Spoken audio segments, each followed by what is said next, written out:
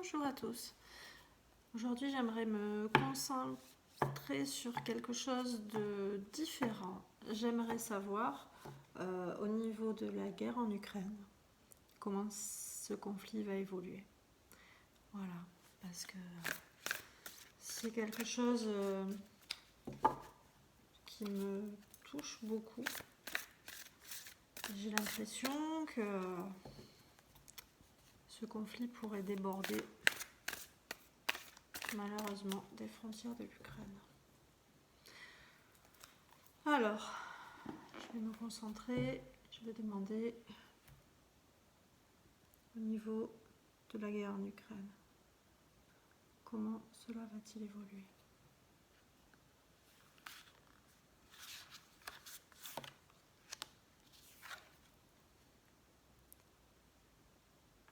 Bon, alors déjà la première carte qu'on me donne concerne l'alimentation.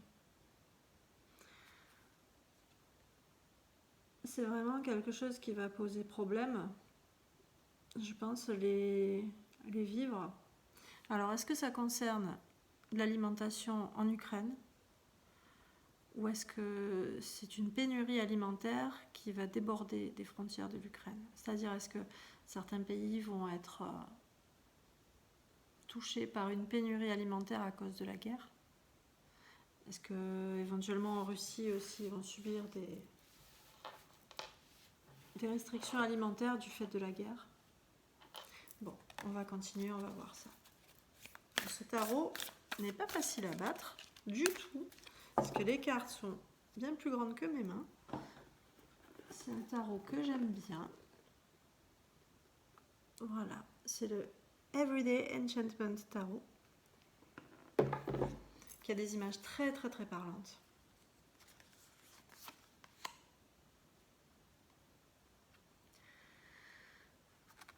Bon, alors le 8 d'épée. On est en train de chercher à s'enfuir d'une situation. Les gens sont enfermés. Là, ça me fait penser tout de suite à l'usine Azostal. Je crois que c'est ça, Azostal. Où des soldats sont enfermés à l'intérieur. Il y a des blessés. Il y a des gens qui crient, qui pleurent. Ils sont enfermés. Ils ont envie de sortir de là. Je pense aussi aux gens qui sont dans les villes, qui sont touchés par les bombardements, qui se sentent impuissants, qui ne peuvent pas partir. Je ressens des choses très lourdes.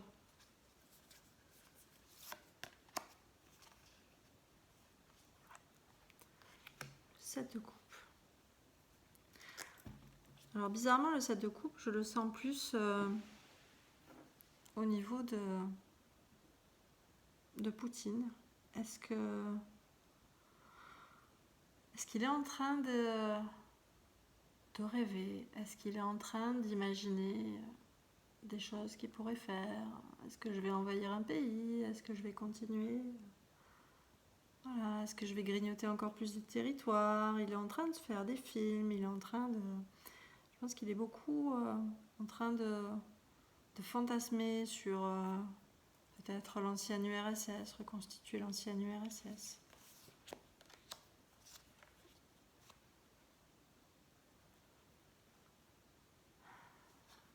Le 6 d'épée. Ça me parle clairement de populations qui partent en laissant tout derrière eux, quand même un sac qui est posé à terre. Donc on laisse tout, on s'en va. On s'en va pour trouver le meilleur, pour trouver quelque chose de mieux, le soleil. C'est partir avec tous nos acquis et essayer de trouver quelque chose de mieux ailleurs. Donc je pense qu'ils n'ont pas fini de partir, malheureusement. Les populations n'ont pas fini d'être déplacées. Il y a en plus des oiseaux migrateurs. Il y a des oiseaux migrateurs.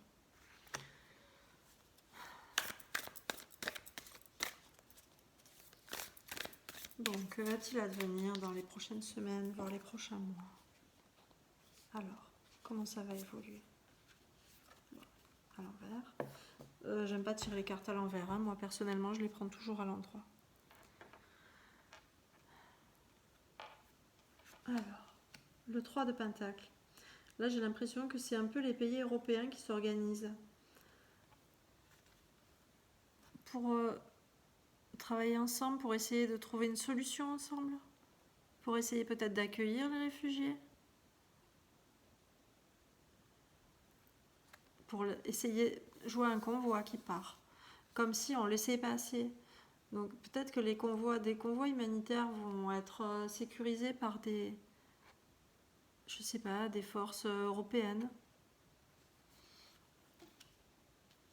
Est-ce que l'Europe va s'engager un peu plus sur ce conflit?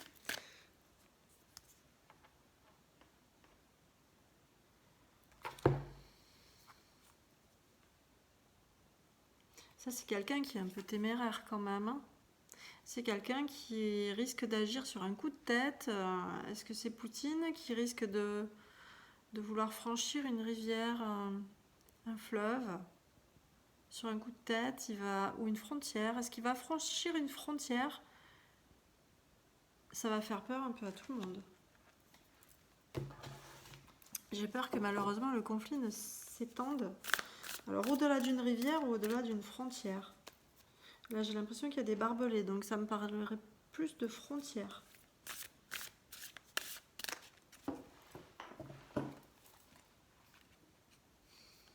C'est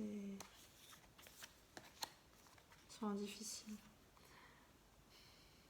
Bon là ça parle d'hommes de loi, forcément. Les instances européennes, peut-être l'OTAN, qui vont essayer de trouver un accord, de signer quelque chose. Parce que j'ai l'impression qu'il y a beaucoup de pays qui sont inquiets de la tournure des événements.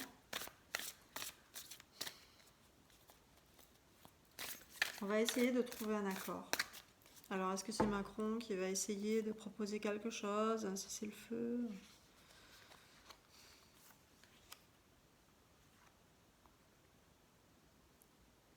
Le 7 d'épée. Le 7 d'épée, c'est le vol. Le 7 d'épée, c'est le vol. Il est en train de voler des territoires. Il est en train de s'accaparer la richesse d'un pays. On voit évidemment, tout est cassé. Donc il vole. Peut-être que ça représente des soldats. Des soldats qui cassent tout, qui pillent, qui partent avec les richesses des gens.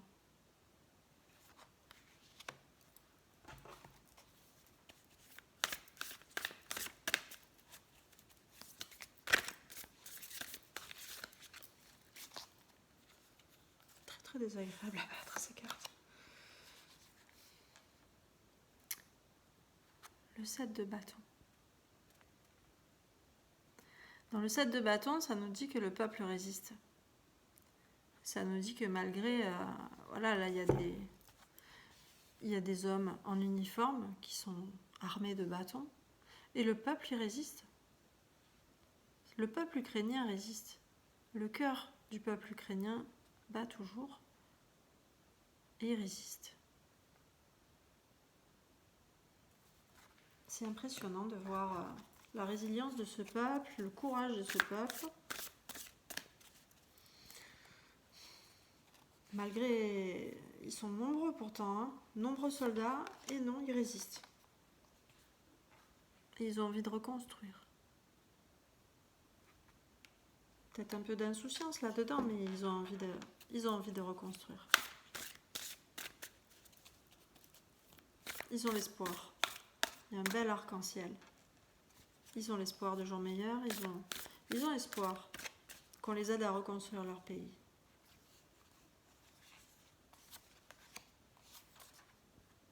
Ah, l'emblème de l'Ukraine, le tournesol. On va replanter du tournesol. On va replanter des graines d'espoir.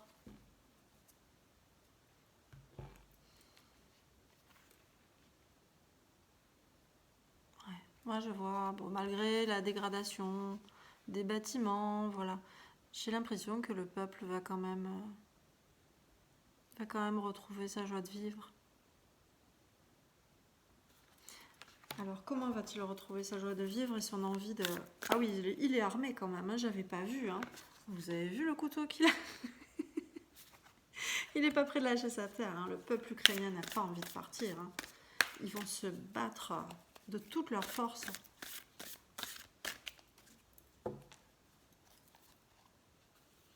Bon, en même temps, je vois un rouge-gorge. Le rouge-gorge, c'est un oiseau d'hiver. Hein, donc, est-ce que ce conflit va durer jusqu'en hiver? Le 8 de coupe. Le 8 de coupe, c'est quand même difficile. Le peuple a envie de reconstruire, oui. Mais regardez, là, elle s'est laissée déborder, donc il y a tellement de choses à faire. L'ampleur de la tâche est telle que c'est quand même décourageant et que certains vont quand même partir. Mais d'un côté, il y a cette envie de reconstruire, mais il y a quand même du désespoir parce qu'il y a une horloge, il y a la lune, j'ai l'impression que ça va durer, c'est un conflit qui va durer, ça va être un conflit d'usure. Et à force de voir leur pays ravagé, j'ai l'impression que les Russes vont compter sur ça pour qu'ils abandonnent en fait. Faire pourrir le conflit, le faire traîner. Les amoureux. C'est une magnifique carte. Une magnifique carte. C'est une carte d'espoir quand même. C'est une carte d'espoir et d'amour. Donc le peuple aime profondément ce pays. Donc ils sont submergés par la somme de travail à faire pour remonter le pays. Et certains choisiront de rester. Ils ne pourront pas partir. Ils resteront fidèles à l'Ukraine. Et alors ça, j'ai envie de dire, magnifique augure. Un homme, un président. J'ai l'impression que c'est le président ukrainien. Je l'ai vu en fait. L'espace d'un instant, j'ai vu son visage. Quelque chose va être signé, un accord. Je pense que l'Ukraine finira par avoir gain de cause. Je pense que les Russes finiront par arrêter. Par quels moyens vont-ils arrêter? J'ai l'impression qu'il va y avoir beaucoup de choses cachées dans cette histoire. Est-ce que des services secrets pourraient agir dans l'ombre? Des choses qui ne seront pas révélées au grand public? Peut-être des accords qui seront un peu souterrains? Je vois des choses cachées, des hypocrisies, Le 8 de bâton. Dans le 8 de bâton, en fait, là on a vendu la maison. On a vendu la maison. Donc est-ce que certains vont partir de leur maison pour trouver des maisons neuves? Est-ce que certains vont trouver à se reloger? J'ai l'impression que c'est un peu le retour à la vie normale pour les Ukrainiens. Peut-être dans des nouvelles maisons, dans des maisons reconstruites.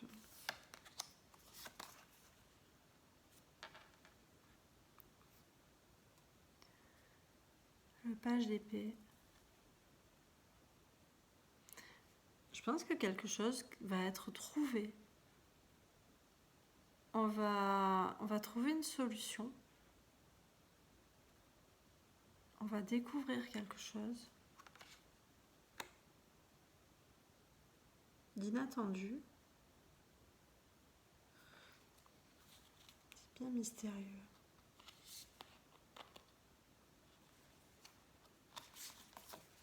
niveau de Poutine, qu'est-ce qui va se passer? Au niveau de Poutine, la lune, c'est une carte vraiment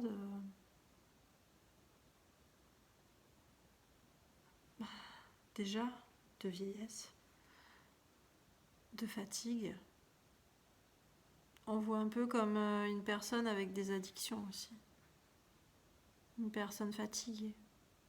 Une personne, oui, qui est très fatiguée. C'est comme s'il faisait ses clics et ses claques et qu'il laissait tomber.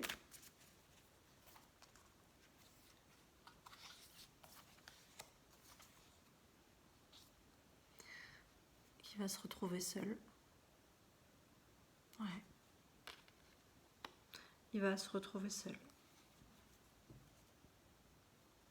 Je pense qu'il va regretter ce qu'il a fait. Il va regretter. Il a voulu avoir des idées de grandeur. Et là, le monde entier va se moquer de lui. Le monde entier le montre du doigt. Je pense que son armée en a pris un coup. Je pense qu'elle va encore en prendre un coup.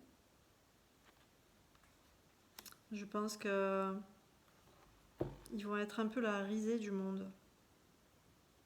Malheureusement pour le peuple russe qui lui n'a rien demandé.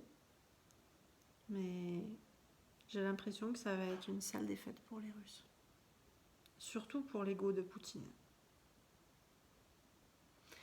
Je vois quand même Zelensky en plein milieu, là, comme si c'était.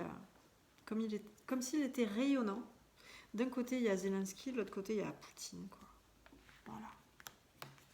Bon, j'espère franchement que c'est pas mon mental qui me fait dire ça. D'un côté, je vois Zelensky, de l'autre côté, je vois Poutine et son armée.